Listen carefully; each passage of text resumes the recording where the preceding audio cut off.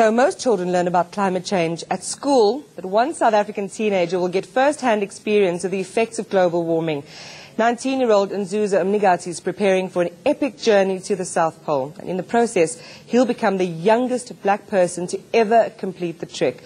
Nzuzo is part of a 6-man team of South African adventurers who will be skiing 111 kilometers across Antarctica. It's all part of the Unlimited Child Expedition to the South Pole. For more, I'm joined by Nzuzo and the chairperson of the organization, Ian Buchan. Good morning. It's so exciting. I wish you could just take me along with you. I want to backpedal before we talk about the expedition itself, Ian, to really talk about the Unlimited Child.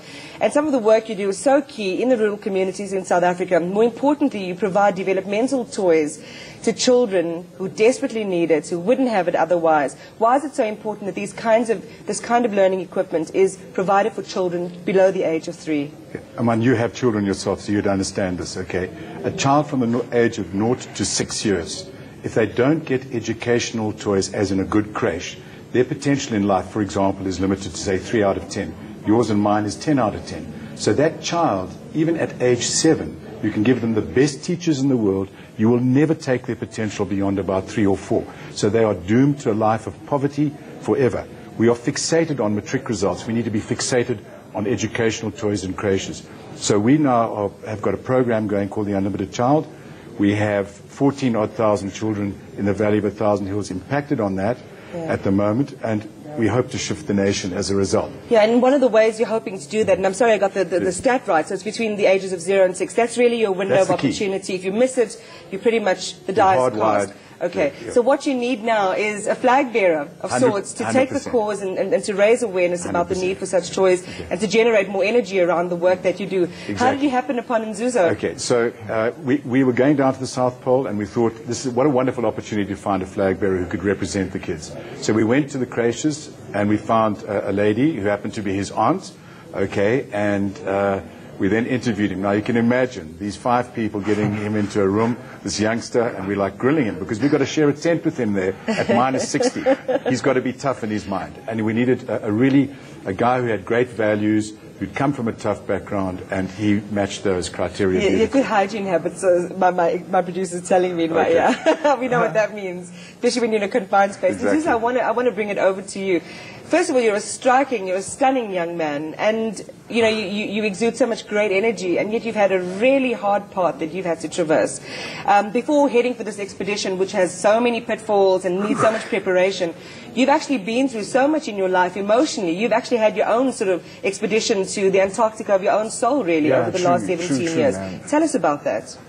Like, since I was the age of 9, I lost both my parents, my mother and father.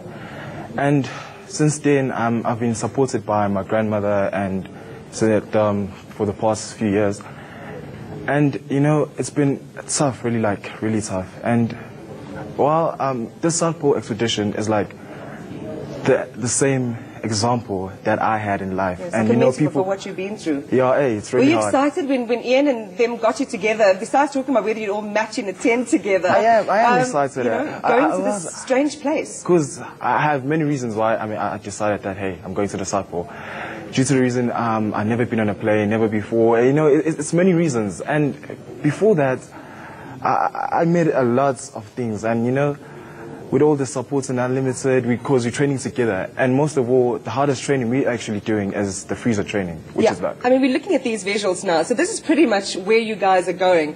Nzuzo, you can start by talking to me about the freezer training and how many hours you spend in a day preparing to exist in those sub-zero conditions. And then Ian will take us through just some of the other practicalities. What's it like being in a fridge for so many hours? Like, it's boring. I'm serious. I'm being honest, because it's boring. You just sit there and talk to yourself, like for 6 hours. Imagine 6 hours. You just sit there, and it's with all your equipment, and this helps us to prepare for the cold, and actually it builds our mental strength. Okay, Ian, take us through some of them, because you've got to walk under these conditions. You've got to eat. You've got to do all your bodily functions. You've got to live under these conditions.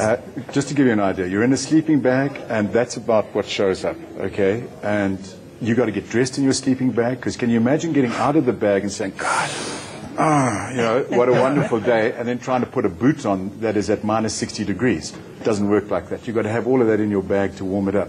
So they're very strong practical issues like that, and you struggle to get warm. You really do. Yeah. And you're in your head all the time because you can't talk to each other. We're all going to wear name badges because you can't see who's who, because everything is covered up. Your entire face, everything. So it's tough. It sounds pretty demanding. You obviously believe that he has what it takes to do this, the mental strength and the physical strength. That was physically, you can see him. He's a big guy. Okay. Just show us a few of the guns. Okay. Okay. Okay. He's a big guy. It was the mental strength that we were after more than anything else. And that interview was tough. You can imagine what that was like for a youngster still at school.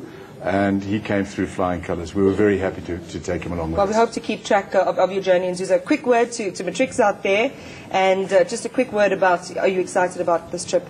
I am excited and would love people to give us full support, and would love every single child in South Africa to follow us through the website www.dunlimitedchild. And guys, we love your support. Thanks, guys. I'm sure they heard you. That was heartfelt. Nzuzo, thank you and good luck. Ian, thank you. Good luck. Thank you, man. Thanks. All the very best. Nzuzo Mnigati and Ian Buchan from the Unlimited Child Group. There's more after the break. Stay with us.